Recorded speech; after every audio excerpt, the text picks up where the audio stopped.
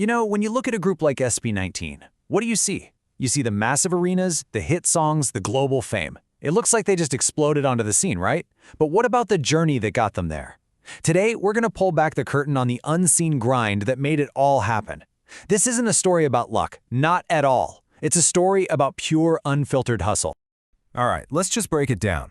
On one side, you've got the glamour, the bright lights, the screaming fans, the final product we all see and love. But on the other side, you've got the grind, the empty practice room, the sweat, the repetition. And this is where the real story begins. Because what SB19 proves is that success like theirs is never, ever an overnight thing. It was a long, hard fight, way, way out of the spotlight. So, let's hit rewind. Let's go back to the years before anyone knew their names. This is when they were literally dedicating their entire lives to a dream with absolutely zero guarantee that it would ever work out. This was the foundation building phase, and it was powered by nothing but sheer grit. 12. Just let that number sink in for a second. Up to 12 hours, every single day. That's how much time they were spending in the practice room. Look, this wasn't some after-school hobby. This was their entire life, an all-in commitment to becoming world-class performers. And what were they even doing for 12 hours a day? Well, it was the whole shebang. We're talking intense vocal training, dance routines that had to be perfectly in sync, mastering rap flows, learning new languages, and maybe the most important thing? Just building the raw physical endurance to be able to do it all on stage, night after night, without missing a beat. And this quote from Josh, wow, it just puts it all into perspective. He said in an interview that sometimes they were getting by on just a few hours of sleep. Think about that. This wasn't just about being tired. This was a massive test of their mental strength, pushing themselves to the absolute brink, day in and day out. So after all that insane preparation, you'd think their debut would be a huge hit, right? Yeah, well, the reality was completely different. They walked into a market that was pretty skeptical and maybe wasn't quite ready for them, and that led to a period of some really intense doubt. They officially debuted back in 2018 with this really powerful ballad called Tilaluha. And while it totally showed off their talent, it didn't exactly set the world on fire. The audience just didn't really respond at first. It was met with this quiet indifference that would have broken a lot of artists. So why the cold shoulder? Well, they were facing a pretty unique kind of skepticism. I mean, think about it. A P-pop group trained in a Korean system trying to launch a new sound in the Philippines. It was a massive risk. The industry was hesitant, and that's a classic problem for anyone trying to do something new, something ahead of its time. And this right here, this shows you the emotional weight of it all. The group's leader, Pablo, admitted in a Billboard interview that they felt like giving up multiple times.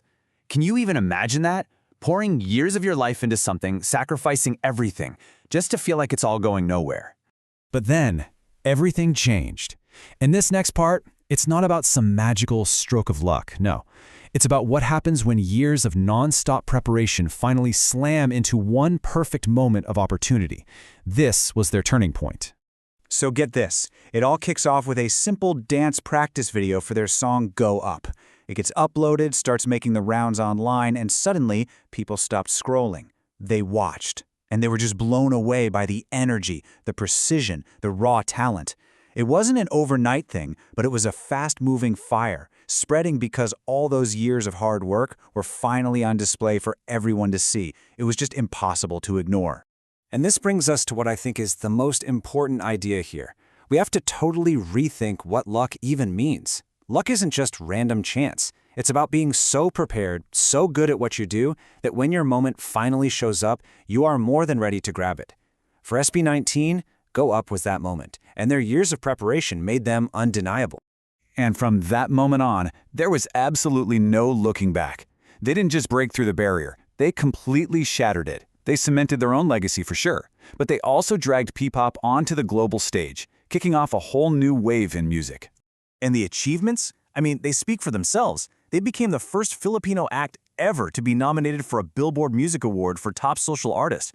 They've toured the world, playing to sold-out venues.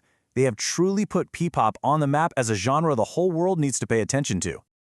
And hey, you don't have to just take my word for it. The data tells the same story. If you look at the search interest for both SB19 and P-pop, it's just this massive, steady climb upwards. This isn't just a flash in the pan, it's a real movement. And it shows just how much their influence is growing all over the world. So what's the big takeaway here? I think it's this. Through all of it, they've stayed incredibly humble. They're constantly giving credit to their fans, A10, as a huge part of their story. And their journey just proves that when you combine that relentless, backbreaking work with a real, genuine connection to your audience, well, that's a combination that's pretty much unbeatable. So we come full circle, but now we have an answer. What happens when all those years of preparation finally meet that one single moment of opportunity?